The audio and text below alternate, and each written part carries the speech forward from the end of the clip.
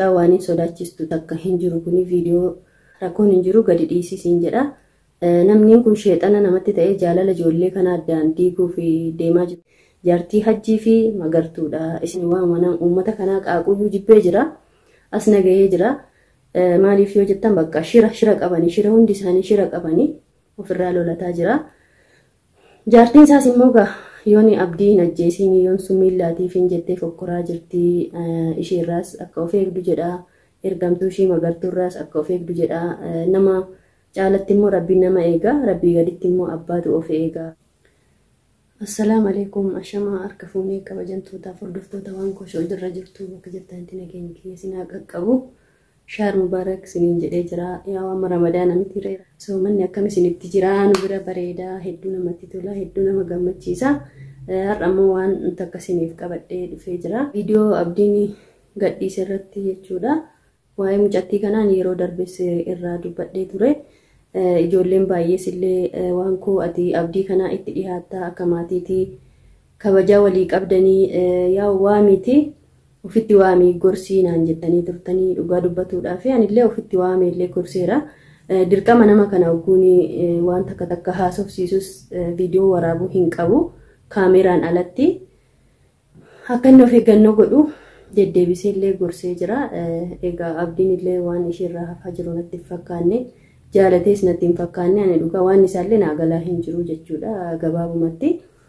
Inni biraan immoo har'a immoo ajandaa biraatiin dhuftee jirti jechuudha mucattiin waan hin jedhamne jechaa jirti. Ramadaana keessa waan baay'ee haasa'uun hin barbaachisu. Mana kana keessa osoo danda'ame namni nyaataa dhugaatii qofa osoo hin taane waanuma badaallee osoo soomane hedduu namatti tola jechuudha.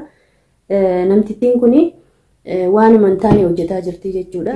Jaartiin hajjii kun shira wayii walitti qabanii ishiinis waan jecha hajjii irraa dalagaa turte argaa turtanii. Abdii fi hajjii jechuun yaa obboleeyyanidha. Hundi keessanuu quba qabdanii mana tokko keessa jiraatanii bu'aa bayii hedduus waliin dabarsaniiru ijoolleen kun jechuudha. Sunillee achi yaa'u hajjiin sheeka bira dhaqee akka waan ofitti deebi'aa jiruuti isinillee argaa jirtanii ofirraa lolaallee jira. Ofirraallee lolaa haa jiraatu mucattiin keessuma ceetee ramadaanuma kanayyuu hin beeku jette ijoolleen hedduun koomantiin arrabsaa jirtanii. Lolaanillee jirtanii ishiin kun akka sheexanaa beektanii akka sheexanaa isinii soomana keessa jirtu kana isinuu dogoggorsiisaa jirti. Akkuma isiniin jedhe nyaataa dhugaatii qofa osoo hin taane jecha hin taanillee fayyadamuu dhiisne ramadaana kana keessa ishumaallee du'aayee osoo goonee jedha akka kiyyaati kun yaada mataa kiyyaati uummata kiyya. Maaliif iyyuu nama jallataa kana wajjin yoo jallatan nullee dogoggorree bakkuma hin taane deemna. Ani waanuma isaanii kanallee qaaquun hedduu nan gammachiisu. Dirqama immoo dubbatus waan qabuufidha. Maaliifuu sababa abdiidhaanii jechuudha. Dubartoonni lamaan kun waliigaltee guddaa godhaniiru. Akkanan ilaalee xiinxalee madaalaa jirutti jechuudha. Kun madaalii kiyya yaada kiyya. Isinillee waan yaaddan koomantii naa barreessuu dandeessu. Isaan waliin shira dalaganii abdii kana gara manaa deebisanii waa gochuu hedduu natti fakkaata akkan yaadutti jechuudha. Malee ani waan nagaa yaadanii yookiin mana isaatti akka deebi'u gochaa hin jiranii shira guddaa jira. Mucaa kana waa takka sababa wayiitiin yookiin akkuma baratame sana seeriidhaan mucaa kana jaanjessuuf natti fakkaatan dhibbaan dhibbatti akka yaada kiyyaatti. Maaliif iyyuu jechi magartuun kun fayyadamtu jechuma jaartii hajjiiti. Kanaaf iyyuu dasna hin jenne anillee yoo naa danda'ame hajjii maali abdii bilbilee akka inni achi hin deemnaniin godha.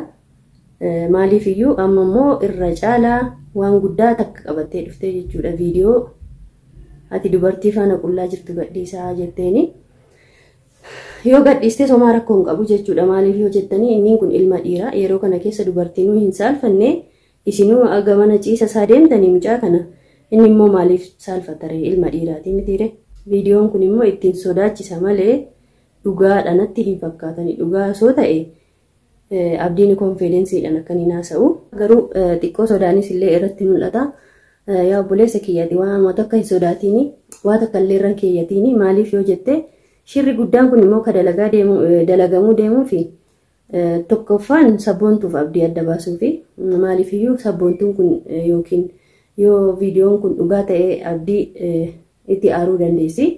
Inshaallah kijiballee jedhee yaadanii maaliifuu shiradha kuni. akkuma siin jedhe kaati intalli haadhaa fi abbaan guddiste yoo taate garuu waan akkasii gochuu hin qabdu. Abbaas obboleessas ni qabda. Yoo gootes immoo yoo dhugaa wanti kun dhugaa ta'ee godhame immoo homaa rakkoo hin qabu. Maaliifuu inni ilma dhiiraati akkuma siin jedhe ilmi dhiiraa dhiirummaa isaatiinuu dhiirumadha. Yaa shamarranuu yeroo baay'ee waan hedduu balleessina ilmi dhiiraa immoo homaa rakkoo takka illee hin qabu siin jedha. Kanaan mucaa hin sodaachisiini. Anillee durumallee dhaamsa kanas siidhaamee ture yaa Abdii. Kaameraan alas illee si gorsee ture yaa obboleessa kiyyaa shamarran moo ofirraa fageessii siin jedhee yeroo baay'ee irra deddeebi'ee illee qaaqeerallee biyaansi ammallee ramadaanuma kana keessallee waanuma keerii waan gaarii dalagdanii osoo namaaf gadhiiftanii hedduu namatti tola. Maaliif yoo jettanii durree sana kana keessatti nuti yaa'u namootaaf ogguu viidiyoo dalagnu waan nama bohaarsu waan nama bashannansiisu waan nama barsiisu ture hordoftoonni keenya iyyuu ni beektu. Wanti yeroo kana keessa deemaa jiru immoo waan badaa nama barsiisu waan hin taanedha kan dalagamaa jiru jechuudha. Maaliif waan akka hiriidha waan akka namni fi namni walitti jabaatu waan akkasii hojjetaallee jirtanii dhiifama naaf godhaa asirratti jechuudha.